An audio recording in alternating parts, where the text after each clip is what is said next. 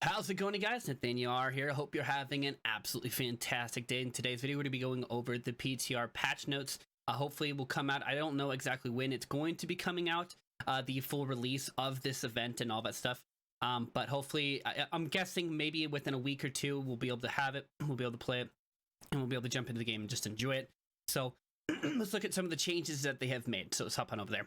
So this is this, and I will leave a link down below. So if you would like to go and just really take time just to dig through it, I will leave the source down below so you can go and look at this note. But starting off, PTR testing. The level 60 backstory now provides trade skills at level 200 from 180. So that's cool. Instead of starting at 180, you can start off at 200. So that's pretty cool. A new character is required for this change to take effect. Then the level 60 backstory now has all teleportation shrines unlocked. A new character is required for this to take effect. Interesting. End game changes. As a result of PTR feedback, we have made the following changes. Introduce a new type of gypsum, diamond gypsum. Interesting. Can only be found during certain events in Atrium. During the Winter Conversion Festival, a level 60 players will earn this gypsum when interacting with their first 3 trees of light a day. Cool. Our goal is to give players even more options to progress their expertise, as well as improve the rewards of the winter and future event. Each day, the first 3 interactions with the Tree of Light and settlements will grant presents that will also grant a lockbox with a gift of appreciation for participating in the festivities. I like that. That's actually kind of a cool idea.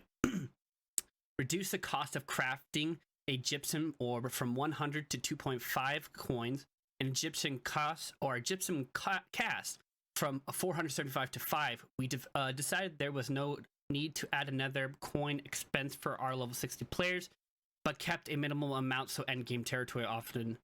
But keep an amount so that the territory owners earn a little more tax income. Okay.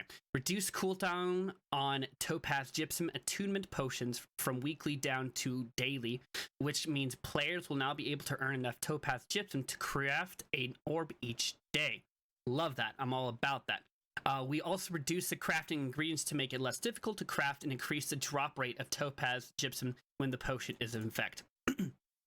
Reduce gypsum earn cooldown timers from 22 hours to 18 hours just to give a little more leeway to people's play schedules. Adjusted the way expertise bumps work so there is a minimum as well as a maximum.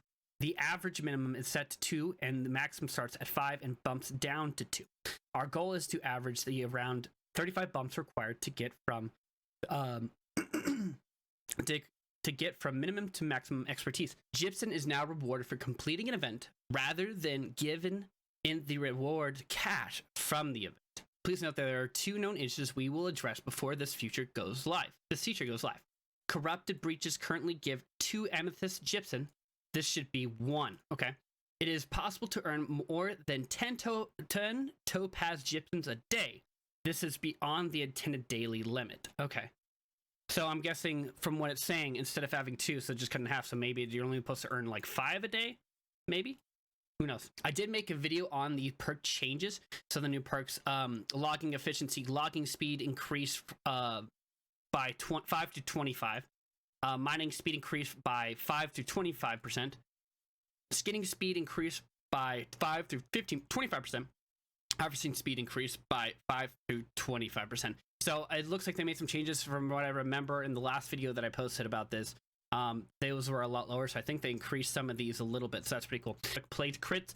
Crit strike targets below 50% health inflict disease by for 6 seconds, reducing healing effectiveness on the targets by 10 through 25%. Can't trigger more than once per attack. Okay. Plagued strikes. Melee weapons, heavy attacks against targets inflict disease for 8 seconds, reducing healing effectiveness on the target by 10 through 25%.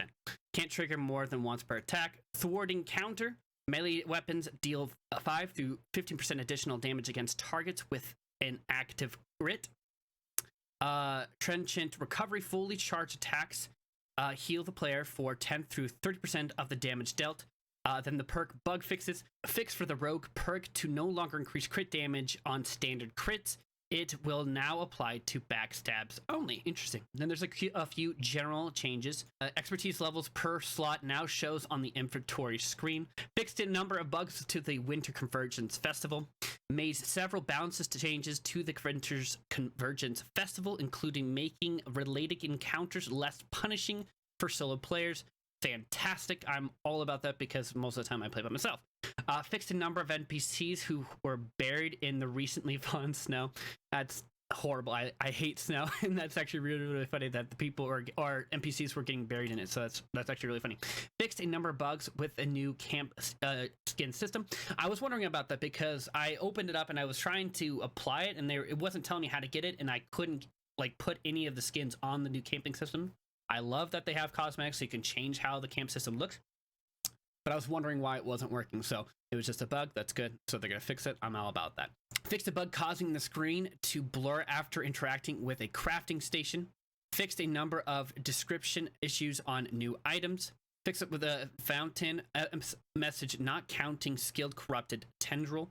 Fixed a bug causing white rectangle icons in the armory store during invasion.